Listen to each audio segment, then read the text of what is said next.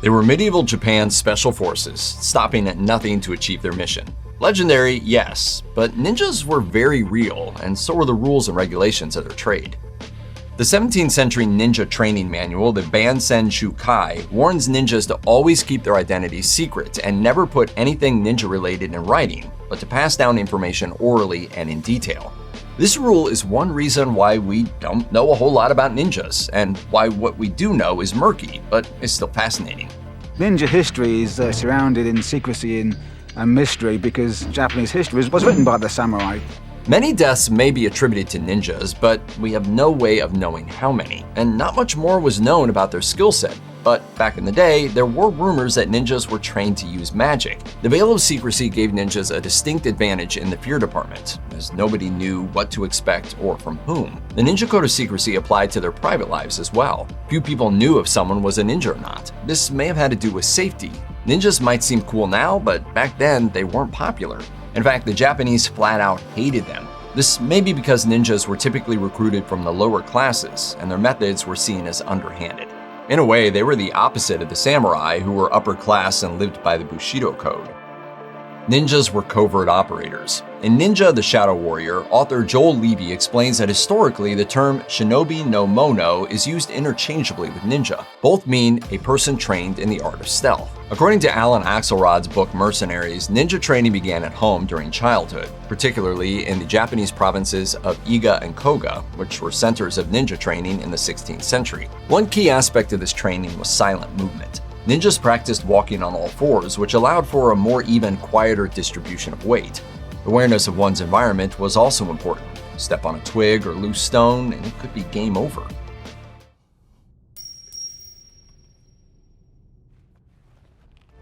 Ninjas also needed to keep an eye on any ambient light in order to avoid casting a telltale shadow. One English translation of the Bansen Shukai says that ninja used a variety of sandals depending on the terrain they were crossing, from muddy areas to tatami mats. Those are the mats you see in a traditional Japanese house at the time. Today, practitioners of ninjutsu, the modern-day evolution of ninja skills, even practice moving silently in water. Black Belt magazine describes how modern practitioners train by walking on ice with wooden sandals to achieve perfect balance. This legendary stealth has led to the popular depiction of ninjas dressed in all black, or dark red to hide bloodstains. But this notion was mostly a figment of popular imagination.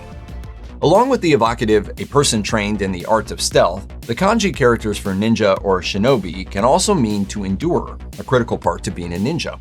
Ninjas were spies, scouts, and covert operators. This meant they needed practical knowledge of meteorology, psychology, wilderness skills, tactics, and strategy to be able to survive and succeed in any given situation. Author Joel Levy explains that many ninjutsu teachers emphasize the to endure part of ninja training, since it implied stoicism and determination to outlast anything thrown at you in pursuit of your goal. I'm in the zone! There's literally nothing that could break me right now! Starting to break. This is a key difference between a ninja and a warrior like a samurai. The samurai cared about how he achieved his mission, while a ninja used any means necessary. One legend described how a ninja on an assassination mission snuck into a castle through a sewer. He managed to kill his target, a samurai lord, by stabbing up through a waste hole while the samurai was relieving himself. Ninjas were traditionally required to know 7 basic disguises. These were called the shichi hode, which means expressions in 7 directions, and were based on common professions. According to the ninja training manual, the Shoninki, these disguises were itinerant monk, Buddhist monk, mountain ascetic, merchant, wandering actor, street entertainer, and an ordinary look. Donning one of these disguises enabled the ninja to travel freely. Each disguise had a purpose. A ninja disguised as a merchant could mingle with people, while an entertainer could blend in with a crowd. The manual points out that as a mountain ascetic, someone who frequently practices martial arts, a ninja might not raise suspicion if they were carrying a weapon such as a katana through the streets. The Shoninki training manual also details 6 essential items a ninja had to carry at all times. First was the amigasa, a straw hat worn by monks that covers the face but still allows you to see, so you can ninja your way from place to place. The second item, the kaginawa, was a grappling hook used for climbing, but it was also useful for tying people up, jamming sliding doors, and any other creative uses a ninja could dream up. The sekihitsu, or stone pencil, was used to write or mark things. The kusuri, or field medicine, was called worm killer since it was thought that worms cause stomach problems, but there's no verifiable formula, so that remains a ninja secret.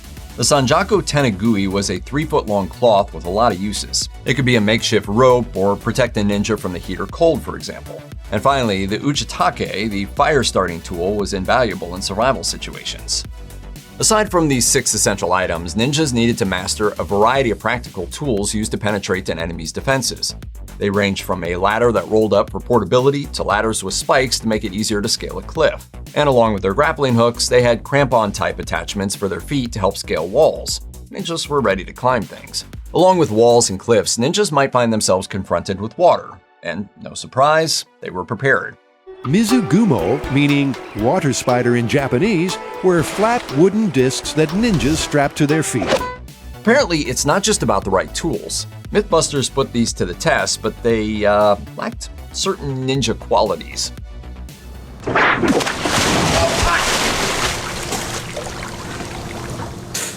The first step seemed kind of promising. So, say a ninja was done swimming and climbing and digging their way to their destination. What then? Well, they might need to eavesdrop on a private conversation. And no surprise, they were prepared with their listening trumpets. Now, it goes without saying that a ninja needed to know how to fight. The training started in childhood and included running, swimming, unarmed combat, and riding. Ninjas also needed to be expert archers. They used smaller bows than their samurai counterparts, though. Ninja training was actually pretty similar to samurai training, with the addition of certain weapons that are forever associated with ninjahood: shuriken and katanas. Shuriken means sword hidden in the hand. These weapons were derived from various throwing weapons, with the most well-known being the hira, a throwing star. Throwing stars were meant to be distractors, not kill weapons, and ninjas would throw them at trees and other targets endlessly until it became natural. Now, the katana, you know what that means, right? It means Japanese sword. Really, it does. But it's more than that. It was the primary weapon of the ninja. The katana, most noble of all the blades. It is the weapon of a leader. Ninjas wore the katana over their shoulder as opposed to their hip so it didn't get in the way while scaling walls. And being creative thinkers as always, ninjas could use their katanas when climbing by inserting the sword tip into tiny wall crevices. Ninjas also carried weapons to help in case they needed to make a quick getaway. These included the tetsubishi or caltrops in the West. These were 4-pointed spikes designed so that when thrown on the ground, there was always at least one metal spike sticking up.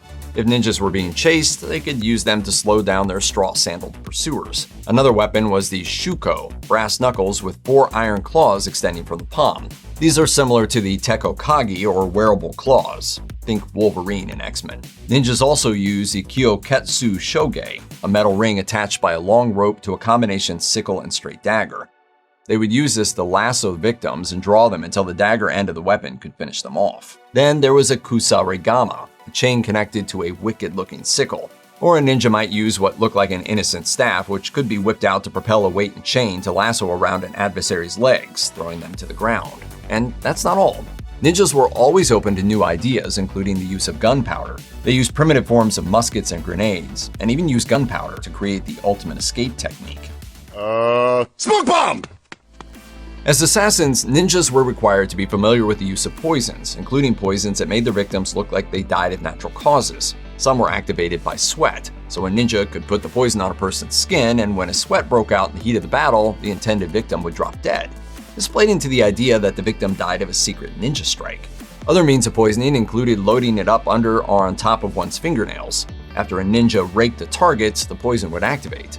Then there were blowguns and poison darts, and even a pump-style water gun that sprayed poison into a victim's eyes, blinding them. Whether some of these devices were awesome fantasies of ninja ingenuity or truth is uncertain. But we do know that ninjas used poisons in some form. But in a ninja-like twist, the actual formulas were passed on orally, and their effectiveness is unknown too, since there's no statistical record showing death by ninja poisoning. Some modern ninjutsu practitioners seem to miss the good old days. In 2012, AFP interviewed Japan's last ninja who lamented, "We can't try out murder or poisons. Even if we can follow the instructions to make a poison, we can't try it out."